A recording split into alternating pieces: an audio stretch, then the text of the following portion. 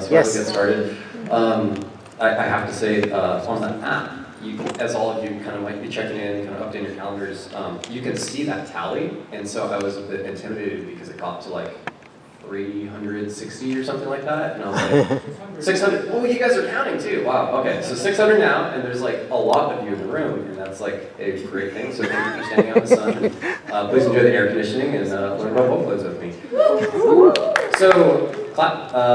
Let's just start out, just so I know where everyone's at. I've really kind of structured this around just really basic Vocaloid knowledge, and then it has like my own interesting takes on things, because I figured that would be applicable to like the most people possible. So, just raise your hands, just so I know where you're at. Raise your hand if you've heard of Vocaloid before. Okay. Raise your hand if someone asked you, you could name, with the Vocaloid producer and the song title, a favorite Vocaloid song. Raise your hand. Okay.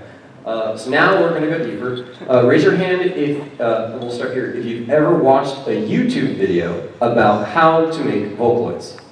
Oh, okay. All right, so now, actually, can we have those hands up back one more time? If you've watched a YouTube video. Now, if you have, well, you got to keep them up, right? That's part of the game.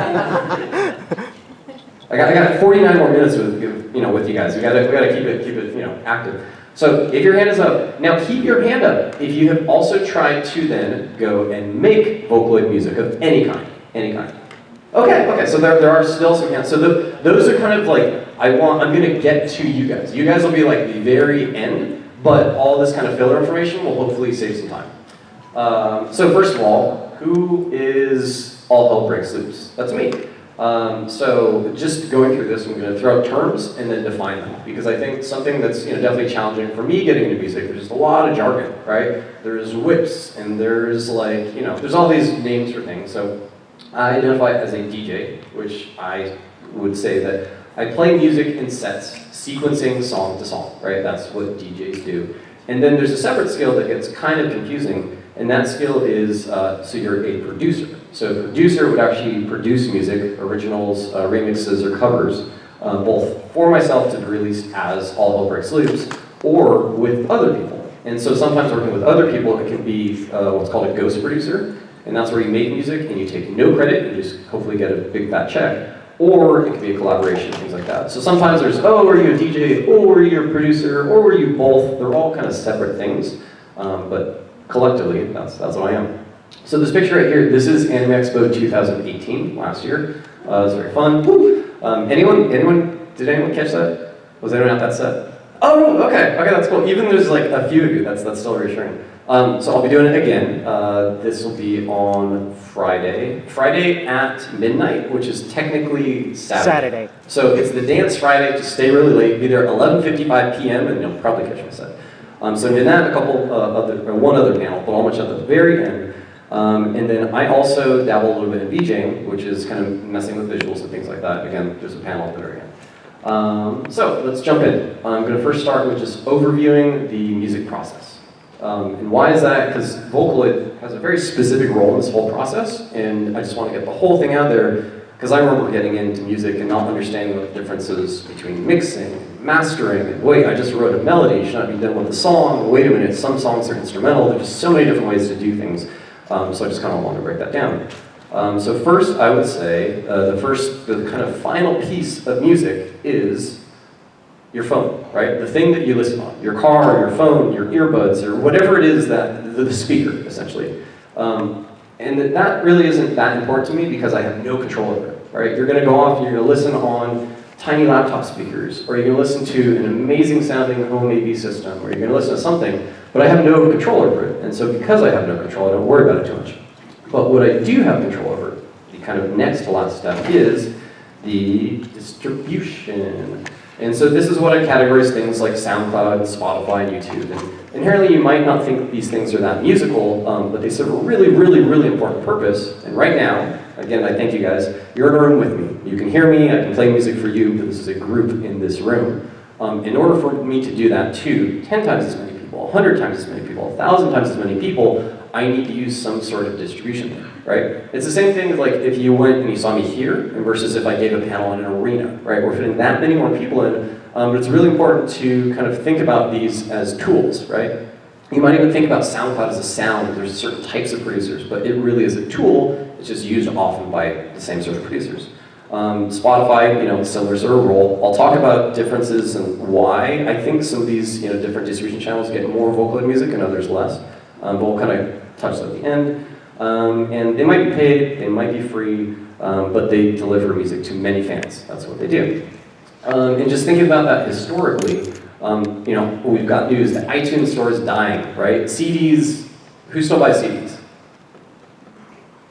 Few, right? So why do I buy CDs? I buy CDs because when I want to play out a bunch of the doji music, right? A bunch of the underground kind of fan works and things kind of related to that, especially Vocaloid. Sometimes they don't have normal distribution networks. So I have to go to the loot stores in Japan, and I have to go down to the basement, and I have to buy those CDs, right? I have to physically buy them. All those Megarex releases, that's the way. But it's this very interesting process where, I vacation in Japan, I buy physical CDs, I bring them back, I rip them to MP3s, and then I DJ them. That's a lot of work, and people don't want to do that, right? Most people. But then how fans, and I think many of you want to consume music, is you want something to remind you of that experience. You want something to remind you of, the elation you feel when you see Hatsune Miku or something like that. You want this physical reminder, and so that's why in a way it'll never die, but it won't be popular. It won't be popular like it was. Same thing for iTunes, right? So changing. Radio stations. We'll keep going with the hands. Does anyone still listen to AM, FM radio? Okay. So all these things are very interesting for me. But as you know, think about 10 years ago, 5 years ago, 2 years ago. Is that going up or down? It's just everything's on trends. Record's a trend. A jukebox is a trend. Walkman is a trend, right? So all these things, they come and they go, but they do something. And again, that's scaling up that music. How can I connect this with tens of people, hundreds of people, thousands of people? These are all old school ways.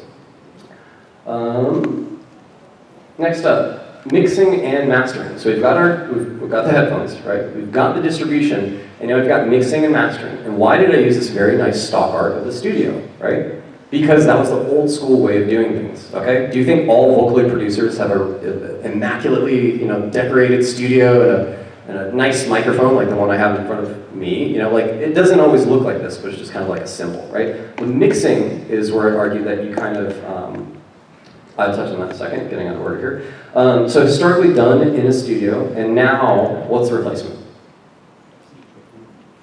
That massive bird of a laptop, right? It doesn't have to be something as fancy as that, but the studio has been replaced by a laptop, right? All the things that you could do in the studio, now you can do on a laptop. So what does that change for music? I think in many ways, things like Vocaloids, you can do them, right? You can do them as a bedroom producer. You can do them as a big producer, but it's available to all these people, and that sort of, it levels the playing field in a way. So again, mixing now, I like to think of as balance, right? These rocks, they're precariously perched, they're probably gonna fall, but at the right balance, right? They won't go anywhere, right? You can now think about this in music. You've got a kick drum, okay? Do you want to hear a lot of that? Depends on the music. You've got a bass part. Do you want to hear a lot of that? Again, depends on the music. Do you want to hear the guitar part as a lead guitar part, or is it something that just kind of plays off on the side? So all these factors are balancing elements that you do with your music. Then the mastering process, and here's where it gets a little confusing, think about that as polish. Okay, so we balance everything, we make sure everything, we can hear enough bass, we can hear enough drums, we can hear enough lead vocal, right? Human or Vocaloid or whatever you use. And then this mastering step, this kind of polishes everything. And so now let's go all the way back to the first kind of shadow point that I made with the listening devices. You don't know what headphones people are using, right? It's not like when you download my music, you say, okay, I'm gonna be listening to these on a Beats by Dre, blah, blah, blah, and I say, okay, here's the file that plays back perfectly on those. Instead, right, since I don't know what you're gonna be doing, I try to make my music so that it will play back and sound as good as possible on as many different platforms as possible. So little tiny knockoff earbuds, like giant speakers, headphones, arena systems, hopefully. All these things I'm trying to make it so that when my music gets there, it will sound good. And then another kind of element to music, now that we've kind of taken away the kind of technical steps, is structure, right? And so I put scaffolding here because I like to think about structure kind of like scaffolding in a building, right? Let's say you're building a building, the first step is you build scaffolding, right? Because you gotta put the roof up, you gotta put the windows up, you gotta do all these things. When you go to a building, right? When you go to the Los Angeles Convention Center, do you see all the scaffolding? Only if they're under construction, right? So you see this sort of thing if you're talking to a producer about how their track's going, or if they have an incomplete track, right? They only have the end, they don't have the beginning. So scaffolding is a way of kind of putting something up, putting some structure there, and building your house. And the other good thing about scaffolding is that no one can tell if you use the same scaffolding in multiple houses, right? So if I use the same song structure, okay, it's got the hook part, and then it goes to, this other breakdown, and then back to a hook. If I copy that, I'm not copying a melody, I'm not copying anybody's lyrics, I'm just copying the scaffolding. And then now because of that, we have music that's in a similar form, and it sounds good, where it kind of moves, it should move, and all that sort of good stuff. So what do you put in that scaffolding? You put musical ideas. These are the bricks, right? The bass idea, your friends just hanging out, they're playing a bass line. These are these musical ideas, and when you sequence them and you put them into structure, it can sound really good, and you never know, you might get a full song. How cool is that? The other thing is to think about, we mentioned bass, we mentioned drums, we think about background elements, right? Things that you don't need to pay attention to, right? A lot of times these are things like drones and things like that to kind of just give a tonality or give a space, or it can be atmospheric, right? It could be a spooky sound. It could sound like, think of the sound of a graveyard. It's not like an actual sound, but it's like an owl and maybe some, rustling wind and all these sort of things. You don't think about them in that way, right? You think about them because they're there and they add to the atmosphere. And so what's the opposite of background? Well, it's focus, right? So the things that, why are people laughing? It's a car, I found a clip art. This whole thing is full of terrible puns, so you can walk out now if you think that's so the focus, in contrast to the background, which is also a pun, get it, desktops? So these two elements together give you a sense of, okay, what I should be listening to and what I should not be listening to. And sometimes the focus, the car, it sounds really good when you give it the right background. So all these things are things to kind of think about. Again, they're not Vocaloid specific, but they're important. So now, do we think that Vocaloids would be more of a focus or a background? Focus. Correct, focus, right?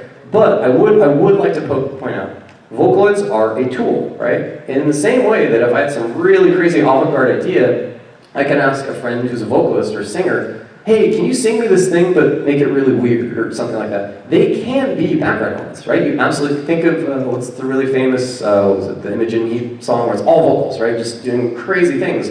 That is all vocals. Are some of those vocals background elements? Absolutely. Are some of those vocals focus or lead elements? Also true. So vocals don't have to be a focus, but in the case of Vocaloid music and what's traditionally composed, which is the lead vocal is the lead, and that's mostly what you hear, that's in the focus. But I've also done things where I've taken those vocals I developed through Vocaloid, I chop them up, I glitch them out, I mess them up, and then they become part of the background. So again, it's a tool. They're all tools. You could play a lead solo on a bass guitar. It's a tool. It just depends how you set it up. But what does change a lot is how you want to kind of play off this focus and background, right? If the bass guitar is going to be a lead element, do things to it so that you can hear it clearly. Don't wash it out, don't let it be muddy. These are the sort of considerations you want to give. But for, I would say, most Vocaloid music, it would definitely be on the focus. So now, let's kind of go backwards. We've got this structure, we've got musical ideas, right? We kind of get that concept. We've got the mixing and the mastering, right? Balancing things versus polishing them, making sure that they'll translate to a lot of different places. We've got our verbs, and we've got our studio environments. We've got our distribution. That is the music process, right? That's how you go from kind of spot to spot. So again, rolling back, Vocaloids are a focus, a lead element. What are they? Well, we've got here, Hatsune Michael. Okay, all right. So we've got. Actually, I've got something else, so we have to go back to Michael. What is a Vocaloid? I did my job. I looked up on Wikipedia, and I did not plagiarize this quote. I kind of changed the sentence up. So Vocaloids are voice synthesizers that have been sold commercially for 15 years. Developed by research and funding from the Yamaha Corporation, which will definitely come back again in this presentation. The process records the vocals of voice actors or singers to recreate a song melody with lyrics that the users can input, right? That's the definition. So over here with Miku, Miku is a commercial product, right, of voice mic. And so I learned another new word from Wikipedia, and it is moe anthropomorphism. So Hatsune Miku, according to Wikipedia, is moe anthropomorphism, right? So what is it really? Are you buying Miku? Do you own Miku? No, but you buy a tool that sounds like Miku that you can use to make music, right? That's essentially what it is. But so much of the moe anthropomorphism drives the way that we consume Vocaloids, right? We're used to seeing, Miku or Mike on bags, we're used to seeing it on pins, on all these things. Those are all kind of representations, those are all reminders that we like this really cool technology that lets a blue-haired, perpetually 16-year-old hologram sing to us, right? That's really the core, that's the core. And of course, live concerts, right? Right. More onions. It seems to be some sort of theme here in the panel's title, Leaks. I don't. Okay, so Vocaloid 5, right? That is where we're at right now. It is the latest and greatest. They're often referred to as V4, V3, all those sort of things. And why is 5 significant? It just means they kind of went through 5 different iterations, right? And so now I'd like to bring up my friend Miku, and I just want to kind of go through, I've put together a couple slides, going through the different character designs throughout the years. So does anyone know which version of Hatsune Miku this is? And this one's kind of hard because I put this together this morning, and I had to find a bunch of PNGs with clear backgrounds, and this was the best one I could find for version number 1. Okay, good guess, it's the first one. So this is Hatsune Miku version 1, and I know it's kind of hard to relate to her in this environment, so I've also, I talked to the folks over at Krypton Future Media, and I said, can Miku and I set up a photo shoot? And they said, yes, so there she is. Woo, yeah. She's on the street, it's a street snap. So Hatsune Miku version 1, and now, imagine slightly changing her hair, her skirt, her tie, her legging things. And you've got, what do you think's next? Version 2. Version 2. All right. Version 2. What are we noticing that's different? Her tattoo. Skirt. Hair. So there's a couple things, but they're all subtle, right? It's not like, she's not like a redhead now, right? She's still got her blue hair, she's still got pigtails, she's still taking street snaps. But what's next? Where else can we go? And this one in particular, I'd like to point out, it's not because it's my favorite sounding. This next one is my favorite because this is when I personally started to get more involved with Vocaloid. So I always think this is kind of like headcanon for me, right? This is when I got into it, this is what version 3 looks like, right? Version 3. Again, what changed? A little bit of hair, a little bit of skirt, a little bit of, leg things. Yeah, it is interesting. I think so. Every time it's subtle, right? But what is changing, again, going back to our magic word, is the moe anthropomorphism of Hatsune Miku is changing ever so slightly, right? This is not a product. This is just a reminder that she does cool stuff. And in our continuation of Street Snaps, oops, Sesame Street. Okay, well that's the most ambitious crossover ever. Let me take a guess here. I think that Elmo, if he were to pick a favorite Vocaloid, he would probably pick Mako, maybe? All the red. And fun fact, that's also the name of my aunt. And now we're at V4, which is the current iteration of Hatsune Miku. It is worth noting that right now there is a V4, but there's not an official V5. So Hatsune Miku in particular, although Vocaloids as a platform have gone to version 5, Hatsune Miku herself is not yet at V5, she's at V4. So these are the many confusions when it comes to Vocaloid that I'm hopefully kind of helping you guys with. So this one, I decided we don't need a street snap. Hatsune Miku is a being made purely of digital zeros and ones, so I decided to give her a fitting background, which is what happens when I Google search the internet, and this is the first picture that comes up. So, what changed on V4? Those sleeves, okay, everything, fair. But I'm focusing, again, yeah, you're all right. If you're saying something, you're right. But I would like to pay special attention to her sleeve, and why is that? What is up with all these buttons? Does anyone know what these buttons and kind of design, what they kind of reference? Yes? Correct. A specific one, I think I heard it in the front row. I said DX7, but we'll go for that. Why'd you say 100? Is there a specific panel layout or something? Yeah, it's a slightly different from Wow, I learned something new on my own panel. Okay, so Yamaha DX100 is the actual unit that seems to be referred to, and there's a specific button label. So just side note, this is the Yamaha DX7. It's a special synthesizer put out by Yamaha. Again, Yamaha is the parent company of Vocaloid. Yamaha set up the research initially in Spain, of all places, that developed the technology, and they also have this line of synthesizers. This one in particular is super old. I think it came out in the mid-'80s.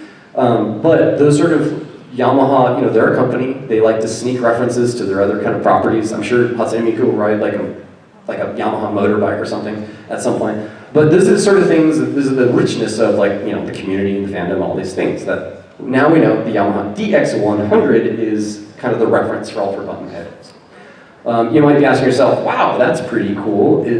Are there any musical instruments that can make Vocaloid sounds? Not really. You've got a stomp box. And so the way this works, it's very, I don't have one, and it's unfortunate because I can play, like a lifetime ago I could play guitar. But what happens is you play guitar into it, and then it makes Hatsune Miku phrases out based on the notes that you're playing, which is, does anyone actually have one of these? Yes, how is it? It lags. Okay, so we're all realists here. We do love Vocaloid, we love the fandom, but every once in a while they sneak in commercial products that aren't great, right? And it's okay to be vocal, and it's okay to be fair about those. And I think it's good that they're making innovative things like this. They just might not be great right now. But again, think about Hatsune Miku, right? V1, V2, V3, V4, right? And so in addition to the character design, there are slight changes, of course, in the vocal library and everything like that. But that's harder to explain with a bunch of green onions and string snaps. So you play guitar, that's one option. What about the rest of the Vocaloids? That is a great question, and to answer that, I did a screen grab of Wikipedia. So there are many, many, many. There are like too many, because as I've already found out with my knowledge on the Yamaha DX7, some of my facts could use correction. So if you guys notice anything else I'm saying that's completely off, please call it out. But there are many, right? And there you can see there's the fewest V5s, there's, you know, V4, there's many of those. I think the Wikipedia definitions of the official ones, the unofficial ones are a little gray, but if you're very curious, you can check these all out. And I think the really cool thing about this is there's all these different vocal personalities that come out of a technology, right? That's the fun of Vocaloid. It's not just about Hatsune Miku, despite all my examples. How would you actually use Vocaloid? Again, here's their website. But this one kind of covers a lot of important things. So we have this guy in the beginning using this gestural technology swipe that has no commercial release date. There's something that looks like a piano, and I in particular am about value. And so right now, I'm excited by these concepts of combo packs, because those of you who've shopped around know these voice packs that you actually buy, the license for, you know, Hatsune Miku in English or in Japanese, they're not cheap. They all hover around, what, 60, 80, 100 bucks-ish? Getting a big combo of these would be awesome, right? Wait, who are these people? These are, and this is a bit controversial, these are the voice libraries that come with V5, right? Up in the top corner, we have Amy. Next to Amy is Chris. Next to Chris, Kaori. Next to Kaori is Ken. And on the bottom row, we have the brilliantly titled Cyber Diva 2. The slightly less brilliant titled Cyber Songman. and this is probably the most Japanese thing they could do. They named the last ones V1 and V2, or sorry, VY1 and VY2. Just like the Yamaha DX100, right? We're just reducing them to product names. So what happened to all my waifus, right? Well, these don't look like the people that I know. So these are V5, and this is my hot take. I believe that in an effort to try to kind of appeal more to what Yamaha and Krypton sees as a market that they could potentially tap into, they said, what's the coolest music right now? And then some marketing analysts of them, you know, picked up their phones. I believe it is EDM music. So do you appeal to EDM producers with cutesy character design? Some, yes. I mean, I'm here, right? But others, it's kind of, I don't know about that. It's kind of this, well, That's the Anime Expo stuff, right? It is, but everybody can use it. So I think that they, again, branching out, rolling back to your new favorite phrase, Moet anthropomorphism, this satisfies none of those, right? Well, it kind of does, but they're not as, they don't cry Moet to me, but this panel is not Moet. So with these, what's the advantage of them? These have the best technology in terms of what Vocaloid currently has to offer, right? We'll talk about tuning a little bit more, but it's a way to kind of tweak all these parameters to try to make it as emotional, as real, or as fake as possible. Think about all the knobs that you might have on a synthesizer. It's that, but controlling the way someone sounds. So CyberDiva, she had a version 1. She clearly is not a waifu. She's wearing headphones. She's wearing these like glam, but like late 2000s glam sunglasses. Like, it's just a very strange design. But I really think that the reason that she did not get a character waifu, design was because they were trying to really say, hey, EDM producers, can't find a vocalist? We got Vocaloid. Which honestly is why I got into it. It was just easier to work with vocalists than to try to track down singers. Oh no, they're flaky and all these things. I just wanted to make music. So then I started using Vocaloids. But then the cool thing about doing that is that you can keep using them, collaborate with other people. So, it got me to where I wanted to go. And with all these, I think we really should kind of appreciate a little bit more our queen, right? Because that versus, they did a good job with this one. We'll see how CyberDiva 3 looks, okay? So now what about compatibility, all right? So I understand you need to use computers with these things. You're telling me my giant studio is out of date and I need to go buy one of these like laptops with 3 screens now, but I've got a Mac. Or I've got a Windows machine. Will it run on Windows? Will it run on Fruit? Yes, the answer is yes. The vocal libraries are cross-platform compatible, but what's the holdup? Not all Vocaloid libraries are cross-platform compatible. So this is why I skipped over that giant Wikipedia page, because I didn't actually want to explain all the yes and no's and yes and no's and yes and no's. So if you want to make Vocaloid music, and you're on a Mac, you're on a PC, good news is that there are options, but you might not be able to use all of the Vocaloids. The big ones, Hatsune Miku, is available for everything, so that's good. But as you get more and more niche, you may be limited, right? And the final question, is this compatible with iPenguin? The answer is no. There's currently no compatibility with Linux. As much as I like Linux for other things, for music production, there's just too much, there would be dragons. And I'm all for using the computers that you guys have, but if you do really want to make music on Linux, I feel like you'll spend a lot of time just getting Linux to work right, and then you can make music. Whereas if you just want to make music, grab a PC, grab a Mac, whatever, go. I believe that's a meme. Windows versus Mac OS. Got compatibility with all of it. Our friend over here, the Linux mascot, is not. Now, you guys like acronyms? Yeah, it's 3:30 on America's birthday, July 4th. You're here learning about Vocaloids. Let's get some love for the acronyms. All right, DAW. D stands for digital, A stands for audio, W stands for workstation. Again, let's get some more love for those acronyms. D stands for digital, A stands for audio, and W stands for workstational. Workstational, running Windows or Mac. Great. DAWs, you gotta pick one, right? It's a type of software. So, in the many types of software, there is Cubase.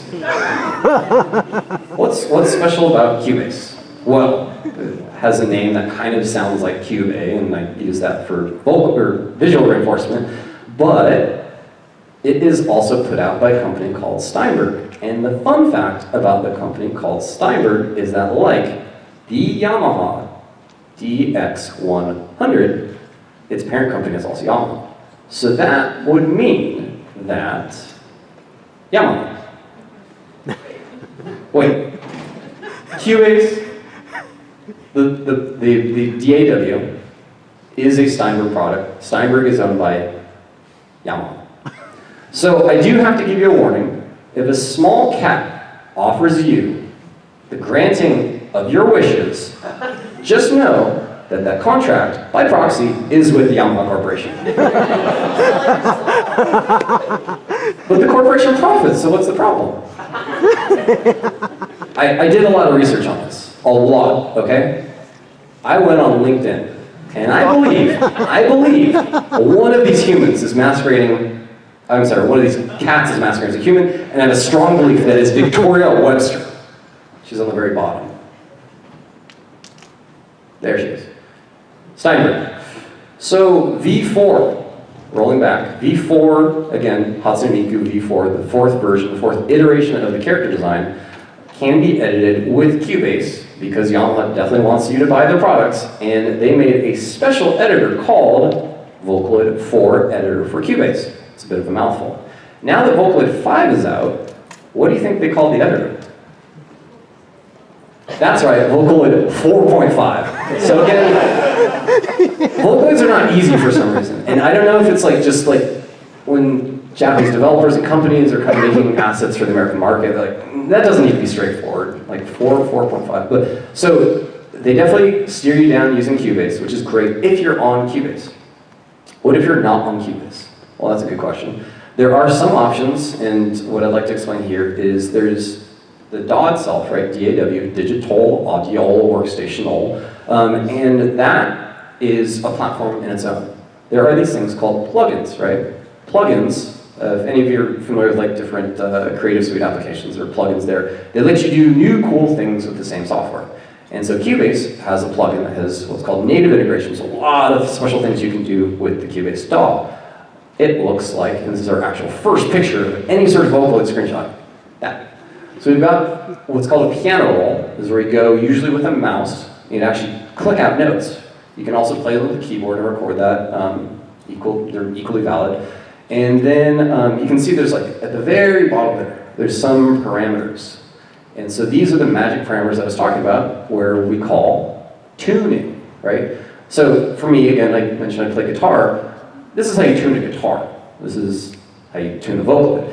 They're completely different things. It's just a terrible name. It might be one of those things that, you know, kind of came from Japan and just, it made sense to them and they just kept using it as a verb, and then we're like, it doesn't sound right, but the community kind of latched onto it. So this is tuning.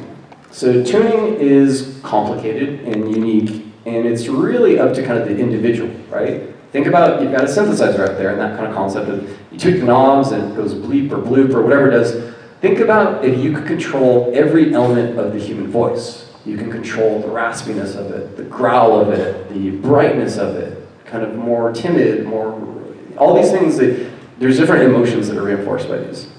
And so this tuning process is really interesting because it's so personal that some Vocaloid producers actually commission their services. So you could just write a melody, right? And with that melody, you're really excited about it, but it doesn't quite sound like what you want.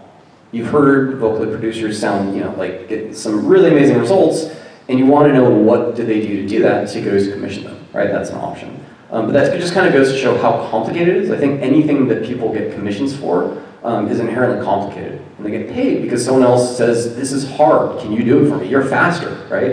And I'll just go make money and pay you. But it's important to just kind of know it's a part of the process of the community. You'll see people saying commissions open, commissions closed, you know, I do Vocaloid tuning, I'll do a melody for you, whatever. These are sort of services that people in the community are selling to each other.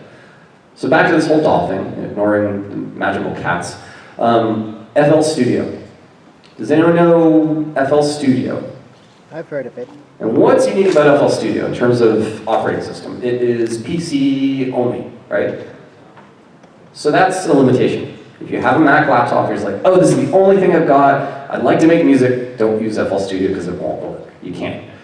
But the only downside is that all your friends are on the platform, FL Studio, on Cubase, whatever, and they're all making content, it's going to be harder to send that to them, right? Because you're on different platforms.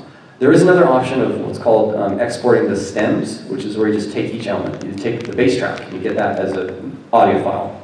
You get the drums, you get that as an audio file. That way, if I'm on FL Studio, and someone else is on Cubase, and someone else is on something else, if we just send those audio files around, that's fine, right? It's like, trying to think of a way to explain it comparing to Excel, but it's kind of hard. But just things are easier for friends that are on the same platform, but I would argue that there's nothing that one specific DAW could not do that others can do. It's just really a workflow thing, right? Some certain DAWs will definitely encourage you to do certain things faster, and certain things like Cubase I like a lot because it works with this technology called MIDI, and it does that really, really well. And those are the reasons why I selected it. But it's all personal to you. It's all personal what platform you're on. Conversely, there's also Logic, right? Logic is exclusive to the macOS operating system. So again, if you're watching a bunch of tutorials on Logic, say this looks great, let's put it on my PC. Sorry, you would have to buy a Mac to do so. And then the only other thing I want to point out that this is I mentioned this plugin concept, right? So you've got your DAW, you've got plugins. Vocaloids can be a plugin. There's a couple different ways to run them. But Logic also has a slightly different plugin called AU for audio unit, so that further complicates things. But just kind of wanted to throw it out and your very, very, very top level understanding of DAWs. The last one I wanted to mention is Pro Tools. So Pro Tools actually has this reputation because it's very, very popular, or was, for kind of band recording environments, right? So your band goes in the studio, the recording engineer, turns on the computer. Again, in the same way that it's easy to share files to my friends who are on FL Studio or whatever, it's easy if all the professional studios are all on Pro Tools, right? Pro Tools, in my opinion, doesn't do MIDI as well as the other DAWs. And so for something like Vocaloid, where you're doing a lot of virtual instruments that aren't there, it can have limitations. But if you know it really, really, really well, it won't be a limitation to you because you'll know what to do. But I bet you if you count the number of button clicks that it takes to do certain things, you'll be clicking twice as much in Pro Tools. My finger doesn't have a Band-Aid, look at this. This is smooth motion. I don't want this to be slow and jerky after all the clicks. And then the other one that I did want to mention, and I mentioned this one because it's kind of free, and this is Reaper. Oh, Reaper. That stock art is surprisingly accurate. So Reaper is very cool because Reaper has an option for you to download it and use it kind of for free. And the reason I say kind of is because they always remind you about licensing. If you never pay for it, it will always work and it will always remind you that at some point you should pay for licensing. So I think this is great because for those of you who are showing up here, some of you might walk away saying, hey, I'd like to dabble with music. I'd like to kind of play with some of these things so that I can consider should I invest in a Vocaloid. With something like this, you can play with it all you want. And if you decide it's not for you, that's it. You didn't pay anything. If you decide you really love it, if you, like me, like end up DJing anime conventions and getting music commissions and all these sort of things, where it's like, oh cool, like I have money to spend on tools, then you can do the right thing and you can license it. But up until then, it's just not their system, right? And the developers specifically set it up that way because they wanted people to use these tools. Because what happens if you don't use these tools this way? So it might do something questionable, right? Like resort to piracy or crack or something like that. Right. I don't think that should be necessary. I think the developer should support that, right? So again, and in no way advocating for that. We're just explaining these sort of factors when it comes to music production, right? So don't pirate, don't use cracks. Use software that is free that you can pay for one day. Cool. This slide is a segue into, now that you've got Vocaloid music, what do you do with it, right? Like now you've got your track, you want people to hear it. And I used to push back on this so much. I used to think that I could just be really, really, really good at music and that someone would hear a song out of the, well, I want to say corner of their ear, but that's not a figure of speech. But they'd want to hear it playing down the hall and say, that's so good, and they'd run up to me and shake me and say, okay, I want more. That never happened. So what did I have to do instead? I actually had to get out there and I had to push music more, right? Is it a bad thing? Is it like, hey, you don't care about this, let me put it in your face? That is, and I don't think it needs to be done like that. And just in the same way here, I have a room, I'm at Anime Expo, I have a room full of captivated people who want to learn about Vocaloids, right? This is the audience for this panel. If I go to Sewing Con and I end up paneling there on this, I don't know, maybe they're gonna make cool Hatsune Miku like mittens or something like that, but it's the wrong room, right? So promotion is about kind of finding that audience and then directing something towards them. And it's really, really key because if you don't, it's just gonna be quiet. And that's not a problem if you can work like that, but I imagine many of you are like me, where we have fragile, bruised egos, and it is way, way, way easier to go into our bedrooms, to go into our dark corners and work on a bunch of music, and then share it with people, and then have them say something about it, right? It doesn't have to be good or bad. Like I'm totally open and I welcome criticism and all those things, but unless you share it with people, it's never gonna get out there. And I really feel like, for me personally, that momentum helps me kind of build to kind of creating more music. And now we're back to distribution. So why is distribution key with this sort of promotion idea? It's because each one of these platforms you kind of promote differently, right? So what's the advantage of, let's say, something like SoundCloud? SoundCloud is dynamic because I can go right now and I can upload something and I can share it with all of you, right? I can also do that on YouTube. Can I do that on Spotify? No, it takes a couple days. Spotify, the way they position themselves is, it's of course paid, right? But there's a little more curation when it comes to what they allow on the platform, right? If I wanted to, put the recording of Hatsune Miku saying Hatsune Michael in a 10-hour loop, I can upload that to SoundCloud, no problem. I can upload that to YouTube, no problem. Can I upload that to Spotify? I haven't tried it, but I don't think it would work, right? It's just not the platform for that. Or it might be there for a while and then we'll lock it down. So if you have a meme audio idea or SoundCloud, don't put it on Spotify. YouTube, why is YouTube significant? Because it's huge, right? And just because of the nature of Vocaloid music and the nature of challenging distribution methods. I mentioned Spotify, I mentioned SoundCloud, I mentioned YouTube. These are all done to an American market, right? But many Vocaloid producers, many of them are overseas, right? Both within and outside of Japan. And so certain things like YouTube aren't going to be quite as popular.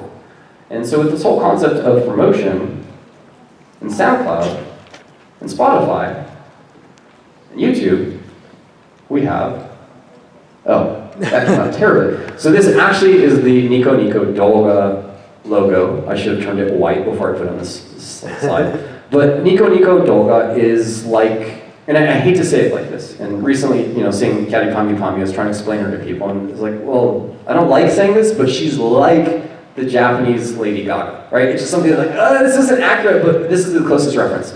So Nico Nico is like a Japanese YouTube. What makes it different? Vocaloid is so entrenched on Nico Nico Doga that there are sections for it, right? If you open up YouTube's, you can't search for something, right? If you open up YouTube's front page, can you click around until you get to a Vocaloid section? No, you cannot. Nico Nico Doga, you can. It's not just tags, it goes beyond that. They've recognized it as a category in the same way that we recognize cat videos or well, we don't do it, but like funny. There's like, they might recommend, beauty vloggers or something like that. Nico Nico Doga has so much activity on Vocaloid that they have a dedicated section for it. So that is really unique. That is really different. You're not going to see that, everywhere, and that's why it's special. And so because it's special, we'll think about it this way. If you put up a song on SoundCloud, there are definitely Vocaloid producers and Vocaloid fans on SoundCloud. They're constantly putting out things that I think are great for artistic growth, but they're not finished music. They'll put out a WIP, which is short for work in progress. They'll put out a lot of voice covers, right? They really like a particular Vocaloid, and so they'll cover it in the melody and in the lyrics, but then do their own tuning or their own music. And so putting on all these sort of little pieces that aren't necessarily music. And I think that's great because it gets people to talk. It gets people to understand, you don't go from 0 to, here's my song, that's, I want to say on the radio, but that's not really a factor anymore. But here's my song blew up. It can come from all these different avenues. Like you'll need to spend many hours of not actually producing songs before you can produce songs, right? There's going to be, I want to throw my laptop, this thing broke, or like this isn't working, or I try to click this one, it doesn't. There's going to be those sort of challenges. But I think the Vocaloid community on on SoundCloud at least, is just very raw in a way, or it's just like there aren't people worrying about, is this good enough? They just put it out because they love it. They put it out because they have a favorite Vocaloid and they want to hear that Vocaloid do a different track or the same track. Or there's just all these great ways of kind of doing new versions of the art. And I did want to mention Amino. It is a social media app. I don't love it because it's mobile only, but there is a sizable Vocaloid community there. And so if you're someone who does Vocaloid art, it's a great place to share it. If you do Vocaloid music, it's a great place to share it. It's just, think about like this room. Where can we get this many people who are all really passionate about Vocaloid together on the internet? Well, panels like this, right? We can connect, we can learn about things, we can kind of investigate. And so, do you guys know there's a Vocaloid meetup for cosplay going on? Yeah. Good. Great, even better. So there's these things out there that I think it's, well, let me ask you a question. Did you guys just find out this panel because you searched for Vocaloid or you were just browsing through? Is that pretty much, no? Browsing through, yeah. So people care, right? If people care enough to say, oh wait, that has the word Vocaloid in it, maybe I should sit on this and maybe I should challenge the knowledge of the panelist about the specifics of the Yamaha DX line. And I say this because that will make me never forget it, so I really do appreciate your feedback on that. But these are the sort of things that we can do to connect, right, and kind of share that passion. Just look around this room, that's good, right? Like this is the strength of the community.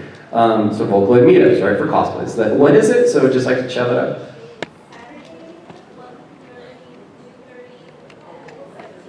Saturday, 1:30 to 2:30, site 2 for the Vocaloid meetup. And what about concerts?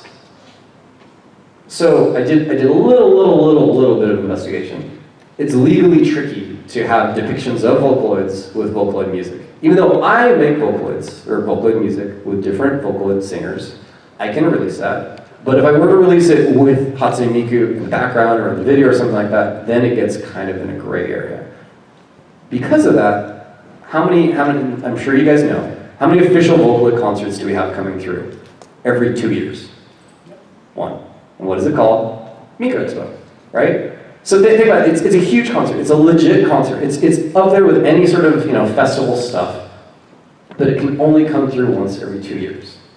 So I think that definitely says that there's interest in the community, which is great. But for me, what I'm trying to do with music and other things is trying to make it so that there's not just like lanes for these sort of experiences at Anime Expo, right? I think it'd be great if we could experience Vocaloid music more than once every 2 years. And so it's just by these sort of connections, it's by investigating or like, oh, I'm really passionate about it, how can I grow that? Oh, how can I too do Vocaloid? Oh, how can I make music, right? And just those sort of questions and being creative and knowing that it's accessible, that's how you can kind of get through.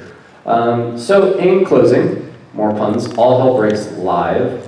That's not actually my DJ name, it's All Hell Breaks Loops for clarity. But like I mentioned, I'm doing another VJ panel at 5:30 today in LACC 411. And the VJing is visual jockeying to kind of show you how I use anime clips and different things in visual sets that pair well with other DJs playing. DJ set tonight at 10:30 at the Belasco at the Insanity event. They have tickets at booth 111 that are discounted, so that's cool. If you would not like to spend any money, good news, you can also see me here at the AX Dance.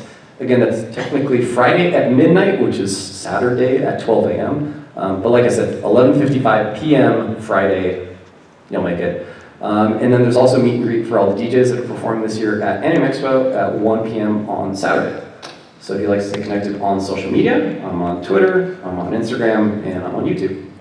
And so I'd just like to close our panel out today with my favorite Hatsune Miku lyric.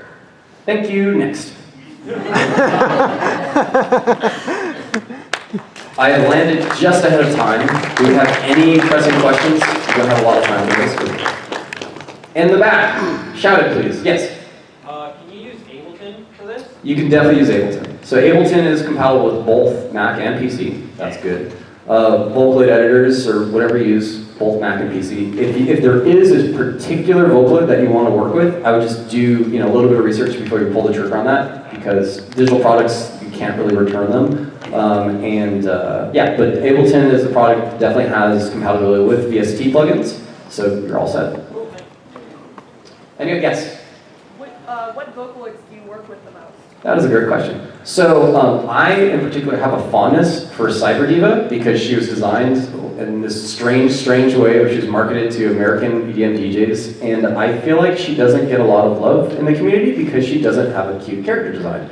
So because of that, it's kind of like this black sheep where I'm like, no, you were equally a Vocaloid. And I think it was by default, the Cyber Diva English stuff just sounded clean out of the gate. And I like releasing music. I like moments of the sound design and music production process, but it can be very, long. And so when something sounds good right out of the gate, it sparks a lot of inspiration for oh, this already sounds good. If I tweak it a little bit, it can sound even better. That's what I like. So I also, I really like Mekpoi Gumi, but I've been working, thank you. I've been working with her a lot, distorting her voice, which like sounds a little sacrilegious, but it's interesting with robot voices. To give them distortion and kind of the distressing, I feel like it kind of makes them even more emotional in a way, because you kind of take away that clarity and it just sounds like a voice. And then I also like Luca. Yeah. So, and the reason I would work with Volt more, I have one Hatsune Miku track, but it was made with the demo that only lasts for like, does anyone know, like 15 days? 15 days, 2 weeks? So it's not a lot. But again, for free options, if anyone would like to check it out, you can get the demo for free. So they're giving me the indication to wrap things up.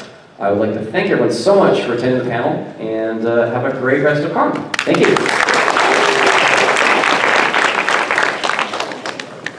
I think that we got to clear the room, but we'll see what happens on the next panel.